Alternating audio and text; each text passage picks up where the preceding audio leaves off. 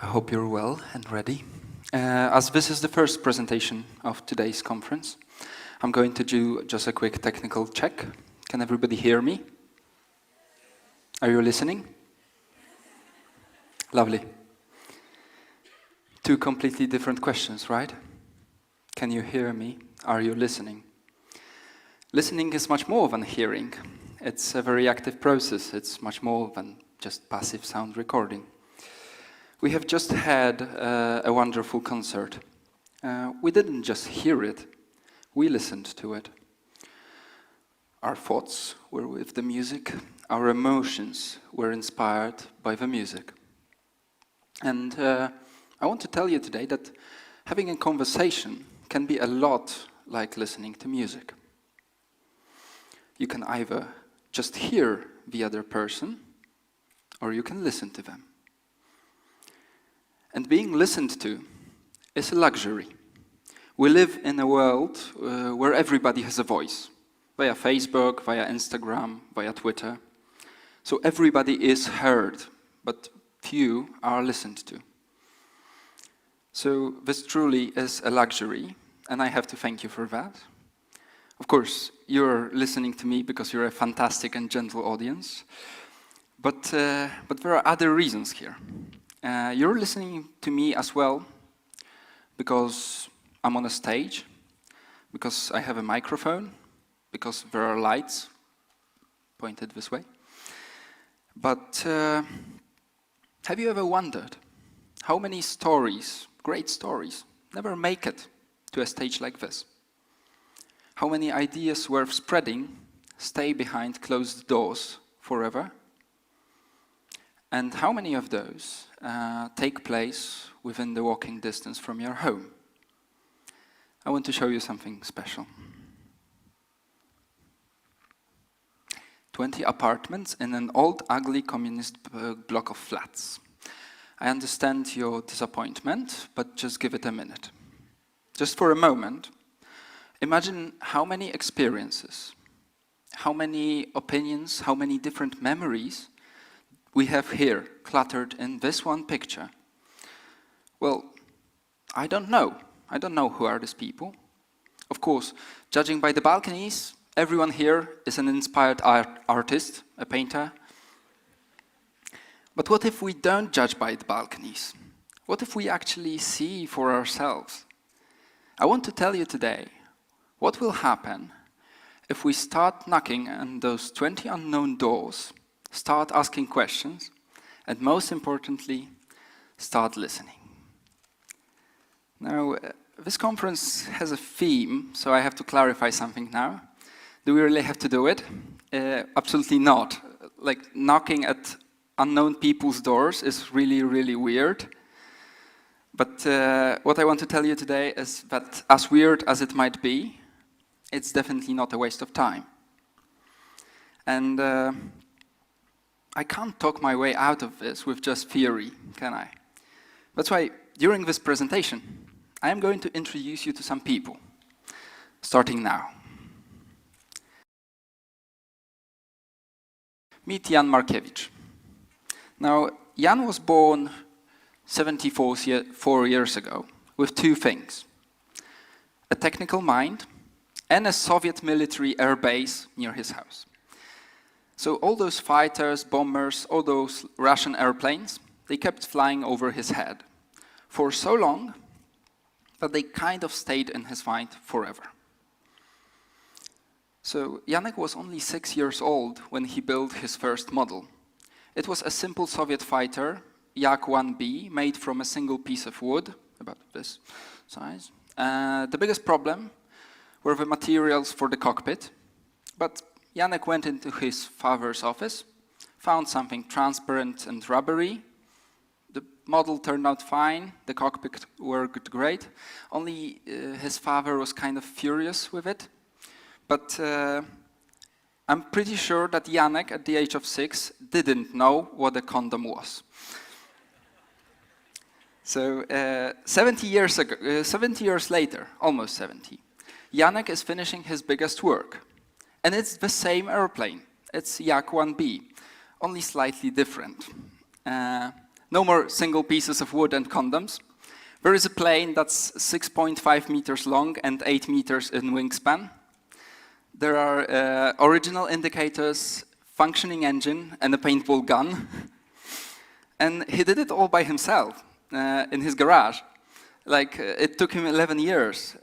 So here is Janek, standing proud, looking at over a decade of his hard work and passion. Now, what you just heard about Janek has a name. It was a short version of something called a microhistory. Now, if at any point a microhistory reminded you of the stories your grandfather would tell you by the fireplace, that is a very good way to think about it. But microhistory is also a serious scientific term. It was created back in the 70s by a group of Italian historians. And yes, it has a formal definition. Microhistory, by definition, is an intensive historical investigation of a well-defined smaller unit of research, most often a single event, community of a village, family, or a person. Not the catchiest phrase in the universe. It's a pity, because microhistory is an important notion. Every biography, every description of a small community is a microhistory. Luckily for me, for you, and for this presentation, we have a second definition, a much, much better one. By the second definition, microhistory is just asking big questions in small places. We don't do this very often, do we? We don't ask big questions in small places. The neighbors of Jan, they had absolutely no idea that the guy next to them is building a plane in his backyard. In today's world, there's so much going on that we tend to overlook the things that are happening close to us.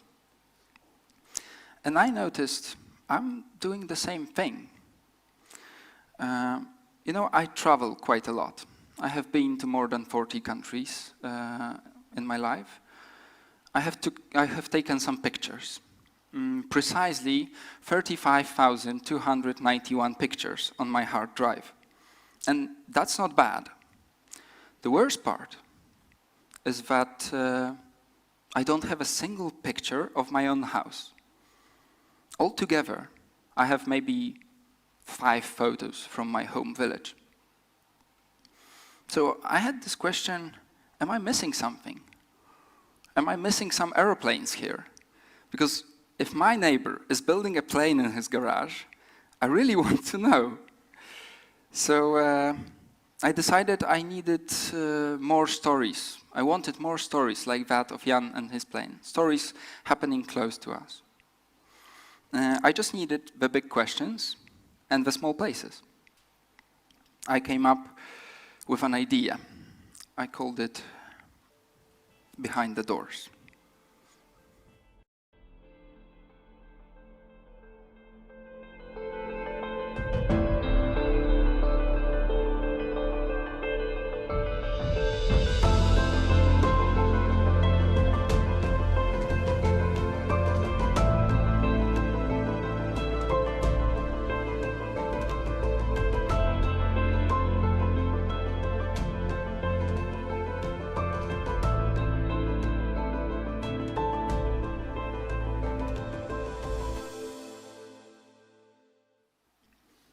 I have told you before that knocking at unknown people's doors is really weird, and it hasn't changed in the past 5 minutes. But I decided to do it, even so. So I really chose one specific address, and I really hopped on my bicycle and started looking for the same address in every city and village of my country.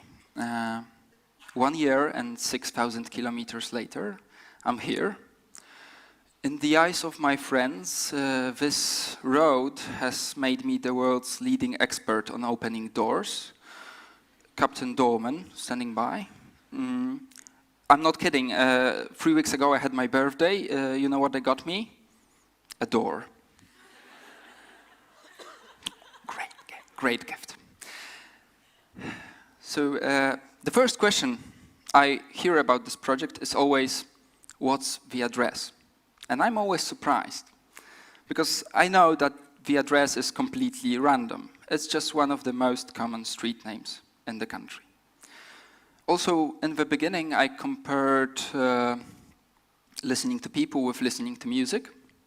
So imagine your friend comes to you and says, "Man, I've been to a great concert." And your first question is, where was the concert hall situated? Doesn't really work that way, does it? Your first question is, and should be, who was on the stage? So, who was on the stage? I think pretty much everybody. I met the old and the young. I met people from biggest cities and smallest villages. I met firefighters, farmers, car mechanics, and even cemetery stonemasons. By the way, an awesome place to have a morning coffee. Really wakes you up. So, coffee to die for.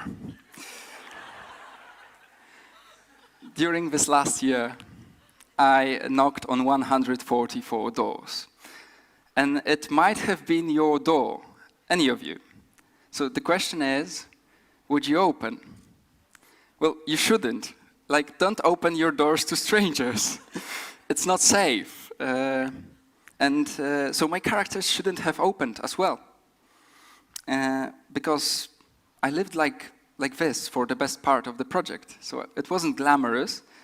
And I didn't have anything to offer to them. Like, I could just stand by the door with my bicycle and say, "Hello, I'm a journalist. My name is Krzysztof Story, and I collect stories." And this pun doesn't even work in Polish. So they shouldn't have opened. And yet they did. Behind 144 doors, I found 84 people willing to talk to a complete stranger. Now, that's close to 60%. Why did they do it? Well, to answer that, I have to tell you what we talked about. What were the big questions we so desperately need to ask? Before I tell you that, I have a confession to make. Before the project, I opened my notebook and wrote down 46 conversation openers. Really big questions. What is your spirit animal? What superpower would you like to have? Describe yourself in 3 words. I promise, never used this, not even once. I promise. Unfortunately, it's not that easy. You can't just barge in on someone and ask them, what's the purpose of life? You have to earn your right to ask big questions. And the best way to do that is listening.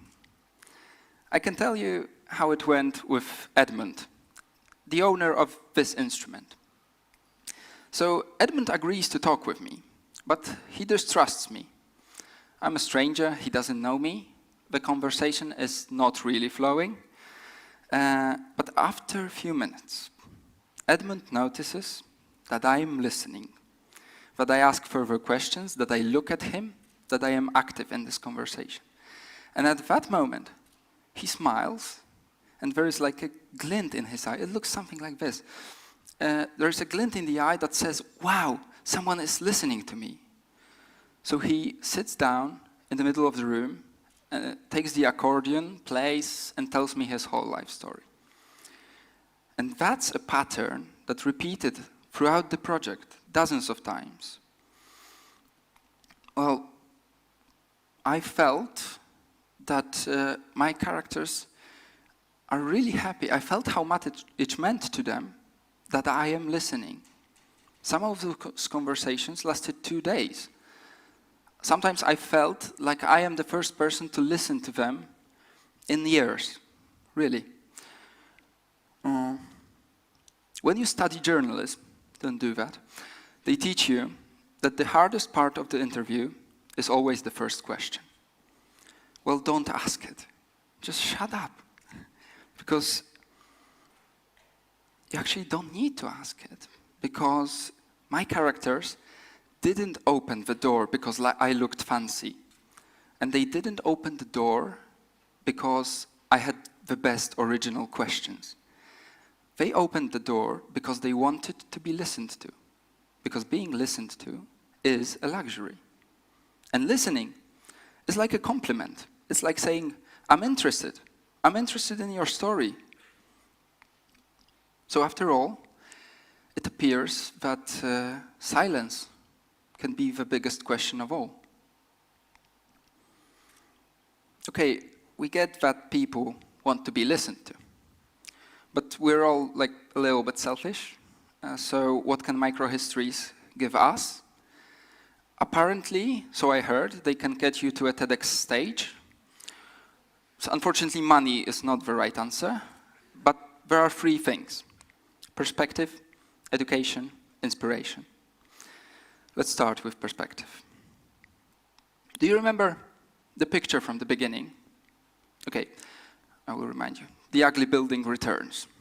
Again, imagine how many opinions, how many perspectives we have in here, in this one picture. Left wing, right wing, atheist, religious, open-minded, close-minded, easygoing, introvert, conservative, liberal. Every story, even the simple ones, was different. And you can't find them in the newspaper. None of my characters has ever given an interview. So, knocking at an unknown door, you have a small chance of finding a big headline. But you have a guarantee of a story that's unique, a story that's a new perspective. And new perspectives can teach us things. That's why the second aspect is education. This is Anastasia. She is 91 years old. She remembers the Second World War, so her memories are worth a lot. Now, do you know what is the first thing they teach you in school about the Second World War? Two numbers, 1939 and 1945. Then comes a list of dates, names, important battles, pacts, and then you get bored and fall asleep in the middle of the lesson. What if we reverse this process? What if we start from the detail? What if we start asking about big history in small places? What if this lesson about the Second World War started with an encounter with a microhistory of a living person, a person that you can see, touch, feel? I know I would like to learn that way. I don't know about you. And the third aspect, last but not least, inspiration. Do you have a passion? Or maybe you have friends who do? Do you know how it started? Who inspired them? Because I noticed among my friends that it's often not the news headlines and the celebrities and the World Wide Web that starts us on our way. It's the people close to us. Friends, parents, teachers. Generally, people like Peter. Now, Peter is an English high school teacher.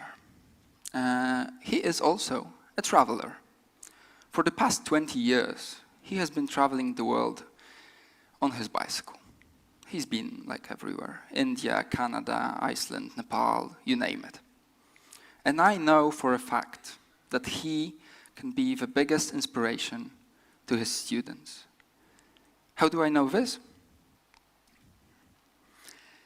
Because I know that I wouldn't be traveling and I wouldn't be here today if it weren't for my maths teacher in secondary school. Thanks to him. After all, it's simple.